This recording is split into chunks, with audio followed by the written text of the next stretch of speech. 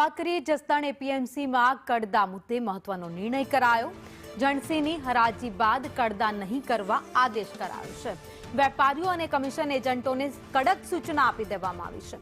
કપાસની હરાજી સમયે જોઈને જ ખરીદી કરવા માટે સૂચના અપાઈ છે। ખરીદી કર્યા બાદ કોઈએ ભાવમાં ફેરફાર કરવો નહીં। કડદા કે ભાવ ફેર કરશે તો તેના ઉપર મોટી કાર્યવાહી કરવામાં આવશે।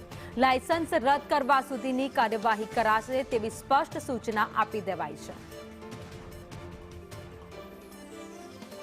તો કડદાને લઈ જે વિવાદ સર્જાયો ત્યારબાદ હવે નિયમો થોડા કડક કરી દેવામાં આવ્યા છે।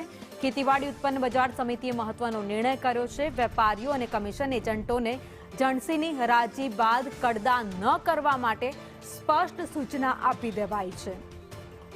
વધુ અપડેટ સાથે સંવાદદાતા પિયુષ વાજા અમારી સાથે જોડાઈ ગયા છે।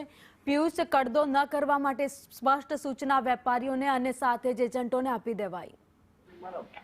જસદણ એપીએમસી દ્વારા જે જાહેરાત મોટી કરવામાં આવી છે, કોઈ વેપારીઓએ કડદો ન કરવો તેવી એક જાહેર સૂચના પણ આપવામાં આવી હતી અને બાદમાં જે પત્ર પણ એક બહાર પાડવામાં આવ્યો હતો જેમાં બધી સૂચનાઓ અલગ અલગ દેવામાં આવી હતી। જે કોઈ વેપારીઓ જે કડદો કરશે તો તેમને લાયસન્સ રદ કરવાની પણ વાત એપીએમસી દ્વારા કરવામાં આવી હતી। જી, આભાર માહિતી માટે।